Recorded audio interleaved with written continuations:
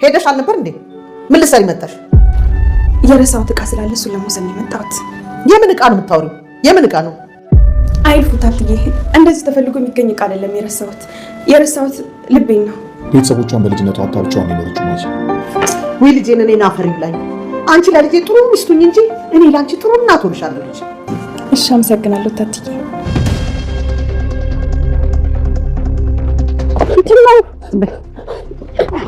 ምን እያደረግሽ ነው?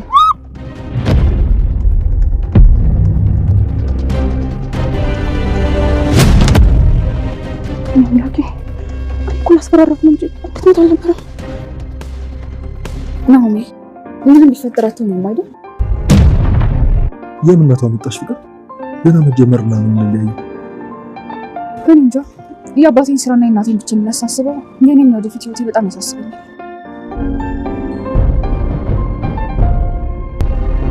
ምን ሆነሻል? ስሚ ደናረለሽ ነው ለይኩ ሮማን ሳልገላት አልቀርም። ምን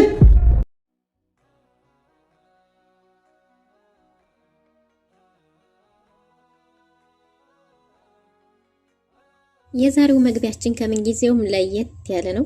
ያ ማለት ምንድነው? ከመጥፎ ጓደኛ ወይም ከመጥፎ ወዳጅ ከእንዲያቶ ተሰማ አይነት ፈጣሪ አላህ ይጠብቃችሁ። ከመልካም ጓደኛዎች ተምሳሌት ደግሞ የልብ ወዳጅ እንዲያቶ ለይኩን አይነት ይስጣችሁ እያልን ነው የምንጀምረው። አቶ ተሰማ የበላበትን የጎረሰበትን በክፉ ቀን የደረሰለትን ከምንም አንስቶ ሰው ያደረገውን የልብ ወዳጁን የጣለበት ጊዜ መጥፎ አጋጣሚ የሰውን ማንነት የተለካበትን እንግዲህ አቶ ተሰማ ያሁን ላይ ያደኩ ከፍ ያለ ቢመስለውም ነገር ግን በየጊዜው እያነሰና እየወደቀ አወዳደቁም እጅግ እየከፋ ሄዷል። ወይዘሮ ዝናሽ የቤተሰቧን ግፍና በደል የልጇን ደም ለመመለስ ለማስጠንቀቅ ብላ ብትሄድም ወይዘሮ ሮማንን እንግዲህ ከባድ ጉዳት አድርሳባታለች። ወይዘሮ ሮማንም በህይወት ትኑር መሞቷ አልተረጋገጠም። በዚህም የተነሳ ወይዘሮ ዝናሽ እጅግ በጣም ተረብሻለች። ወደ ቤቷ ስትመለስ ይሄን የተመለከተው አቶ ለይኩንም እጅግ በጣም ተደናግጧል። አቶ ለይኩን የመልካምነትን ጥግ ያየነበት ካራክተር ሲሆን አቶ ተሰማ ደግሞ የርኩስነትን፣ ወይዘሮ ዝናሽ ደግሞ እንግዲህ ለቤተሰቧ ምን አይነት ዋጋ የምትከፍል ኃላፊነት የሚሰማት ቤተሰቧን ማስተዳደር የምትችል ብቁ ሴት ግን ደግሞ በልጇ የተነሳ የልጇን በደል ደም ፈሶ አይታ ዝም ማለት ቢያቅታት እንግዲህ ከባድ እርምጃ ወስዳለች ማለት ነው። አቶ ለይኩንም ሚስቱ በእንደዚህ አይነት መልክ ስለማያውቃት እንግዲህ አሁን የተፈጠረው ነገር እጅግ በጣም አሳዝኖታል። ከዝናሽ እንግዲህ ከሞተችዋ እህቱ ይልቅ የሚስቱ በሷ ደም መቆሸሽ እጇ መቆሸሹ ያሳሰበው ይመስላል። ሰላም ጤና ይስጥልን ውድና የተወደዳችሁ እንደምን አላችሁ? በያላችሁበት የዓለም ዳርቻ ሰላማችሁ በዘት ይበል እያልን በአዲስ መጣን። በቅንነት ላይክ፣ ሼር፣ ሰብስክራይብ እያደረጋችሁ ቤተሰብ አድርጎን ናሆም እጅግ በጣም ከባድ ጉዳት ደርሶበት ወደዛ ቤት ተመልሶ ቤተሰቡ ጋር በተገናኘበት ጊዜ ግን ራሱን ስቶ ወድቆ ነበር። በዚህም ጊዜ ቤተሰቡ እሱን ለማንሳት ሲታገሉ ናሆም ከብዙ ድካም በኋላ ራሱን ባወቀ ጊዜ ቤተሰቡ ማን ነው እንዲያረገው የሚለውን ጥያቄ አንስቶ ነበር። ግን ደግሞ ወይዘሮ ዝናሽ የወይዘሮ ያቶ ለይኩንን እህት ማንነት ስለምታውቅ እንግዲህ ከሷ ውጪ ሌላ እሱን ማንም እንዲህ ሊያረገው አይችልም፣ ሮማን ብቻ ናት እሱን እንዲህ ልታረግ የምችለው ብላ ነበር። ግን ደግሞ ናሆምም ቢሆን አቶ ተሰማ ነው ሊሆን የሚችለው፣ ምክንያቱም በተቀመጡበት ቦታ ስሜታዊ ሁኚ እጅን አንስቻለሁ፣ እንደዛ ማድረግ አልነበረብኝም። ግን ደግሞ አሁን ላይ ያለው የቤተሰቡ ጥላት እሱና እሱ ብቻ ነው የሚባል ውሳኔ ላይ ደርሰዋል። ግን ደግሞ እንግዲህ በዚህም የተነሳ ወይዘሮ ዝናሽ ሌቱ አልነጋ ብሏት ቁጭ ብላ አድራለች ማለት ነው። ይህም ብቻ ሳይሆን የኑዛዜ ቃሏንም አስቀድማ ለኑሐሚን ላመነችባት ምራቷ ልክ እንደኔ ሆና ቤተሰቡን ታስተዳድራለች፣ በብልሃት ቤተሰቡን ትመራለች። ባሏ ስሜታዊ ቢሆንም ግን ደግሞ እሷ ጠንካራ ሴት ናት፣ በብዙ ፈተናዎች ተፈትና ያለፈች ናት፣ በልጅነቷ የበሰለች መልካምና አስተዋይ ናት በሚል እንግዲህ ሙሉ ኃላፊነቱን ለኑሐሚን ለመስጠት ወስናለች ማለት ነው። ይህ ነገር ግን ኑሐሚንን እጅግ በጣም አስፈርቷታል። ናሆም እርግጠኛ ሆኖ አቶ ተሰማ ነው ከሱ ውጭ ይህን ነገር ማንም ሊያረገኝ አይችልም ባለ ጊዜ ወደ አባቷ ዘንድ ሄዳ ነበር ማለት ነው፣ ከአባቷ ጋር ለመጣላት። ግን ደግሞ አቶ ተሰማ አሁን ላይ ያለበት የድሮ ማንነቱን ታሞ በዊልቸር ሲሟቅቅ የነበረበትን ማንነት ረስቶ አሁን ላይ ግን ከፍ ያልኩ መስሎት እንግዲህ ያለ የማይገባውን እሱነቱን የማይመጥኑትን ብዙ መጥፎ ተግባሮች እያደረገ ይገኛል። ይህም ብቻ አይደለም። አቶ ተሰማ በነጻነት ዘና ብሎ ውስኪውን እየተጎነጨ ባለበት ጊዜ ድንገት ኑሐሚን ደርሳለች። አቶ ለይኩንም ኑሐሚንን ብቻዋን ላለመተው ተከትሎ እየሄደ ነበር። በዚህ ሁኔታ ላይ እንግዲህ አቶ ተሰማን ብቻውን አግኝተው እንዴት ታረጋለህ ባሌን እንዴት ታረጋለህ ብላ በተናገረች ጊዜ አቶ ተሰማ ከዚህ በኋላ አማችነታቸው እንዴት ተቋረጠ በድጋሚ ወደዛ ቤት መሄድ እንደማትችል አስረግጦ ነግሯታል። ግን ደግሞ እንደዛ ቢላትም እሷ ግን በጭራሽ እኔ አንተን አባቴ ብዬ መጥራት አፍራለሁ፣ እንኳንስ በህይወቴ ልትወስንልኝ በጭራሽ በኔ ህይወት ልትወስንልኝ ልታዛት ችልም ብለዋለች ማለት ነው። እንግዲህ በዚህን ጊዜ አቶ ተሰማና ወይዘሮ ኑሐሚን ከሱ ጋር እየተጨቃጨቁ ባሉበት ድንገት ከመኝታ ቤት የወጣችው ሮማን በዚህን ጊዜ ንዴቷን መቆጣጠር ኑሐሚን አቅቷታል። ምክንያቱም በእንጀራ እናትን ብትሆን እንደ እናቴ የተቀበለቻት በብዙ መከራና ግፍ ያስተማረቻት ወይዘሮ ገነት አሁን ላይ ለኑሐሚን መልካም ሴት ሆናላት። ጥሩ እናትና ልጅ ጊዜ እሷ ለትዳሯ ታማኝ ሆነው ጥሩን ህይወት እየመሩ ቢሆንም አሁን ግን ያ ሁሉ ቀርቶ ውጥንቅጡ ወጥቷል። አቶ ተሰማ የማይታወቀውና ድብቅ ማንነቱ ከሃዲነቱ ተገልጧል ማለት ነው። አቶ ተሰማ እንግዲህ በወይዘሮ ሮማን የተነሳ ከሚወደው ጓደኛው ለዛውም ሲወርቅ ከሚያነሳው ጓደኛው ተቀያይሟል። እሱ ብቻ ሳይሆን አቶ ለይኩን ላይም እጁን አንስቷል። ይህም በማረጉ ግን በጭራሽ ተጸጽቶ አያውቅም። አቶ ለይኩን ግን የተሰማ እንደዚህ መሆን ግራ ገብቶታል። አይ በእኛ ቤተሰብ መሀል በፍቅራችን ገብቶ እየወሰወሰን ያለ ሰይጣን አለ እንጂ የእውነት ይሄ የተሰማ ማንነት አይደለም እያለ አሁንም ቢሆን እሱ ተሰማ አቶ ለይኩን ይከራከራል። ግን ደግሞ አቶ ተሰማ ይሄም አቶ ለተሰማ ይህን ነገር በማድረጉ እጁን በማንሳቱ እድለኛ እንደ ጀብድ ያወራል ማለት ነው። ይህም ብቻ ሳይሆን ናሆምንም ማን የቀደመኝ እያለ ነበር በኩራት። እንደዛ ባይሆን ኖሮ የኔ ደፈሱ እሱንም ህይወቱን ነበር የምነጥቀው። ግን ደግሞ ማን የቀደመኝ እኔ ያላደረኩትም እያለ በድፍረት እየተናገረ ነበር። አቶ ተሰማ በጭራሽ ታይቶና ተሰምቶ የማይታወቅ ማንነት አምጥቷል። የገዛ ሚስቱን ቤቱን በለዋ ላይ ተሽጦባታል። ከዚህ በፊት ጎዳና ላይ የበተናቸው ሳይቀር አቶ ተሰማ ከበፊት ስህተቱ ሳይማር አሁንም ደግሞ ሌላ ስህተትን ጨምሯል። ይህ ብቻ አይደለም። ወይዘሮ ሮማን አቶ ተሰማን እንዳይነሳ አድርጋ በደንብ አርጋ ገለዋለች ማለት ነው። ይህ የሚሆነው ምንድነው? የሚያስገባቸው የህፃናት ጊዜያቸው ያለፈ ኤክስፓየርድ የሆኑ ወተቶች እንዲሁም መድኃኒቶች ተጨማምረውበት ከጉምሩክ ሲያልፍ እንዲያዝ ሁሉንም ነገር ከኮማንደሩ ጋር ተነጋግራ ጨርሳለች። አቶ ተሰማ በድጋሚ ሰውን እንዳይሆን አድርጋ አመቻችታ አርቃ ጉሬ ቆፍራለታለች። ግን ደግሞ አቶ ተሰማ በተቆፈረለት ጉድጓድ ለመግባት የቸኮለ ይመስላል። ሁኔታው እንደዛ ይመስላል ማለት ነው።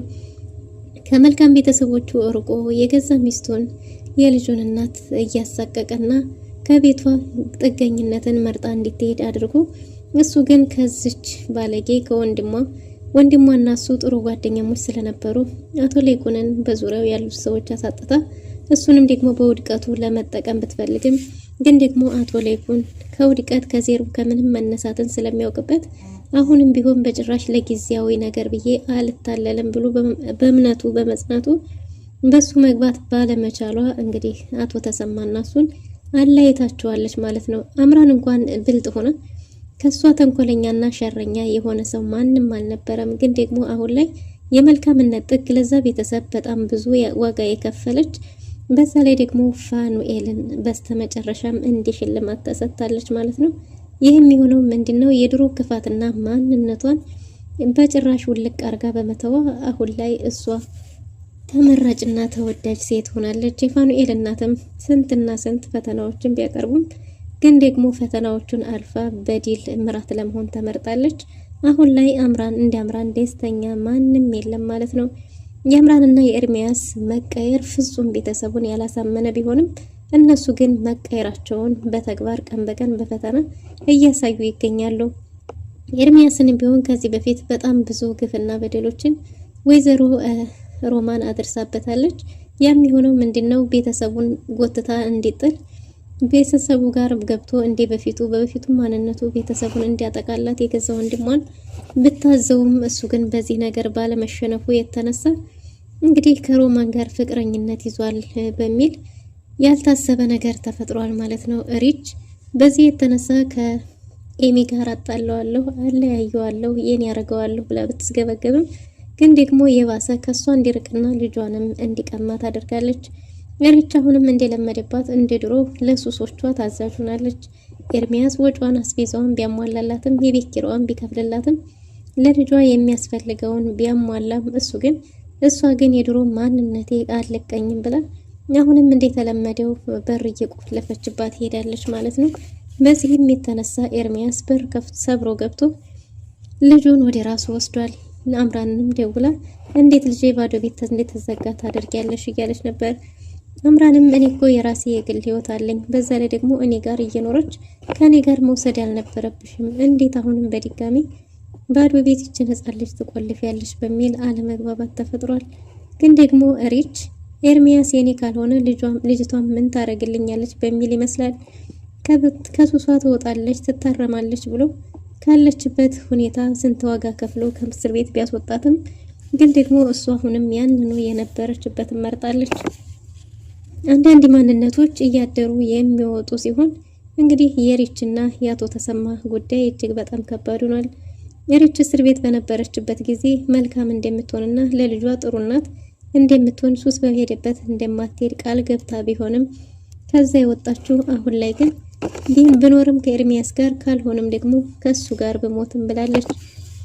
በዚህም የተነሳ አቶ ላይኩንንና ኤርሚያስን አጣልታለች። አቶ ላይኩን በሽጉጥ ኤርሚያስን እስከ መግደል ደረጃ ደርሶ ነበር። ግን ደግሞ ኤሚ ጽናቷና እምነቷ እጅግ በጣም በሚገርም ሁኔታ እርግጠኛ ሆናለች። ኤርሚያስ እንዲህ አርጓል፣ አባትሽን ደብድቧል፣ እንደዚህ ከሌላ ሴት ጋር ሆኗል ቢባልም በጭራሽ እሷ ለማመን ፈቃደኛ አልነበረችም። ከቤተሰቡ አስበልጣ ኤርሚያስንም ተከትላ ከቤትም ወጣለች። ግን ደግሞ ኤርሚያስ የተቀየረበትን ማንነቱን ለማሳየት አሁንም በክብር እኔ በክብር ነው እንጂ የቤተሰቡን ክብር አዋርጄ ልጃችሁን መውሰድ አልፈልግም፣ መርቃችሁ በወጉ በባህሉ እንድትሰጡኝ ነው እንጂ የምፈልገው ብሎ ወደ ቤታቸው መልሷል። ግን ደግሞ አቶ ላይኩንም ኤርሚያስን እንዴት ጭራሽ ፊት ለፊት ትመጣለህ ብሎ ለጸበት ተነሳሱበት ነበር። ይህ ያልተሰበ ችግር የተፈጠረው ግን ደግሞ እንግዲህ አቶ ላይኩን አቶ ተሰማ ቤት በሄደ ጊዜ ጭራሽ ቤቴ እንዴት ትመጣለህ? አሁንም ደግሞ ልጅን ጥለህ አንተ መውጣት ትችላለህ እያለ ነው። ጭራሽ ራሱ ገዝቶ የቤት ባለቤት ባደረገው ማለት ነው። እንግዲህ ወይዘሮ ሮማንም በዲፍረት እዛው ቤት ተቀምጣ ነበር። ግን ደግሞ አቶ ላይኩን አንደበቱንም ሳያበላሽ እንግዲህ ለመልካምነታችሁ ምላሹን እሱ ይክፈላችሁ ብሎ ከቤት ወጥቷል ማለት ነው። ኑሐሚንም እስከ ዛሬ ድረስ አባዬ ብዬህ ነበር፣ አሁን ግን አንተም እንዲናቴ ለኔ ሙታል ከወለድከኝ በኋላ አባትነትን ክጃለሁ ብላ ወደ ቤቷ ተመልሳለች። አቶ ላይኩንም ኑሐሚንን ይዞ መጥቷል። እንግዲህ ኑሐሚን አሁን ላይ ከማን መሆን እንዳለባት ግራ ገብቷታል። የአባቷ ማንነት ቢያሳስባትም ግን ደግሞ ከዛኛው ቤተሰብ እንዳትሆን በአባቷ ምክንያት እየተፈጠረ ያለው ነገር እጅግ በጣም ሰላም ነስቷታል። በእርግጥም አቶ ላይኩን እጅግ በጣም መልካም ሰው ስለሆነ ይሄ ጉዳይ የኛ ጸብ እንጂ የትላልቆቹ አንቺን አይመለከትም እያለ እንዳትሳቀቅ በጥሩ ስነ ምግባር ቢይዛትም ግን ደግሞ እንግዲህ ኑሐሚን መሳቀቋና መሸማቀቋ አልቀረም። ምክንያቱም በአባቷ ውስጥ የራሷን ትዳር ታያለች። የኔስ ትዳር እንደ አባቴ እንደማይሆን እንዴት እርግጠኛ ሆናለሁ የሚል ስጋት ፈጥሮባታል። ወይዘሮ ዝናሽ ሮማንን ሳልገል በጭራሽ አልቀመጥም ብላ አልጋልመሽ አልነጋ ብሏት ቁጭ ብላ አድራለች። ጧቱንም እንግዲህ ለኑሐሚን ላልኖር እችላለሁ የሚል ኑዛዜ የሚመስል ቃል ሰጥታን ነበር። ኑሐሚን ይሄ ነገር ረብሿታል። አቶ ላይኩንም በተመሳሳይ ሰዓት አባቱ አቶ ተሰማ ለኑሐም እንግዲህ እነሱ ሁልጊዜም አብረዋቸው እንደማይኖሩና የሆነ ችግር እንኳን ቢፈጠር እንዴት ማለፍ እንዳለባቸው እንዴት መጽናት እንዳለባቸው ልጆቻቸውን ሁላቸውም በየፊናው አስተምረዋል። ግን ደግሞ ይሄ ሲሆን እንግዲህ ቃላቸው የስንብት ይመስል ስለነበር ሁላቸውም እጅግ በጣም ተጨንቀዋል። ወይዘሮ ሮማን አሁንም ቢሆን በጀብድ ናሆምን ብቻ ሳይሆን ሙሉ ቤተሰቡን አስጨፈጭፋለሁ እያለች እያቀደች በነበረበት ጊዜ ነበር እንግዲህ እቅዷ የከሸፈባት። እሷም እንግዲህ የመጀመሪያው የናሆም መገረፍ ቢሆንም ሁለተኛው ደግሞ እንግዲህ በቀጣይ የወይዘሮ ዝናሽ ተራ ነበር። ግን ደግሞ ወይዘሮ ዝናሽ ተራዋ ከመድረሱ በፊት እሷ ቀድማለች። በሌላ በኩል ናሆም አቶ ተሰማን ሄዶ ይቅርታ ጠይቆታል። አቶ ተሰማ ልጄን መልስልኝ እያለው ነው። ልጄን መልስልኝ፣ ድሮ ማንነታችሁን ሳላቃችሁ ለእናንተ ሰጥቻለሁ ልጄን ብሎ ነበር። ግን ደግሞ ናሆምም ያንተን አባትነት ትክዳለች፣ እኔ ግን መጀመሪያ እጄን ማንሳት አልነበረብኝም ስሜታዊ ሆኜ እንጂ በጣም ይቅርታ ብሎ ይቅርታ ጠይቆ ተነስቶ ሄዷል። እኔንስ ለምን አስደበደብከኝ ባለው ጊዜ ባልቀደም መልካም ነበር፣ እኔ ግን ምን የሚያረኩ ነገር የለም አክስትህን ጠይቅ ብሎታል። ናሆምም አክስቱን ለመጠየቅ ከቤት ወጥቶ ነበር። ወይዘሮ ዝናሽ ቀድማ ጊታታለች። አምራንና ፋኑኤል አዲስ የፍቅር ጊዜ ከነፍ ብለዋል። የፋኑኤል እናትም አምራንን ወዳና ፈቅዳ መርጣ እንግዲህ መርቃላቸዋለች። ሽማግሌ ተልኮ ሰርጋቸው በቅርብ እንደሚሆን ተስፋ ተደርጓል። በዚህን ጊዜ እንግዲህ አምራን በህይወቷ ይህን አይነት ደስታ ገጥሟት እንደማያውቅ ተናግራለች ማለት ነው። ከዚህ በኋላ ብርጓልም ማንጓልም እሳቴም ቀበጥስም የለምና አምራን እንግዲህ እስከዛሬ ከነበረችባቸው ጊዜያቶች ሁሉ ያሁኑ የተለየና የደስታ ጊዜ እንደሆነ ተናግራለች። ከናሆም ጋርም ያለውን ፍቺ በቅርቡ ተፈጽማለች ማለት ነው። በሌላ በኩል አምራንና ናሆም ኑሐሚንና ናሆም የተፈጠረው ነገር የቤተሰቡ ጉዳይ ግራ አጋብቷቸዋል። እንደ ወይዘሮ ዝናሽ እኮ ስንብት የሚመስል ቃል ተናገረችኝ፣ እንደገና ደግሞ ናሆምም እንደዛው። ስለዚህ እዚህ ቤተሰብ ውስጥ አሳሳቢ ነገር ተፈጥሯል ማለት ነው የሚል ስጋት ፈጥሮባቸዋል። ወላኪን እንግዲህ ወይዘሮ ዝናሽ ለማስፈራራት ብላ በሄደችበት የወይዘሮ ሮማን ህይወት ያለፈ ይመስላል። ወይዘሮ ዝናሽ በደንብ ተጨማለቀቿ በድንጋጤ እየተርበተበተች እኔ ገዳይ አይደለሁም እያለች ቤቷ ደርሳለች። አቶ ተሰማ ልጁ ቤት ውስጥ በአቶ ላይኩን እንግዲህ ወይዘሮ ዝናሽ ስትመጣ ማንነቷን ቀይሯ እጇ በደም ተጨማልቆ ነበር።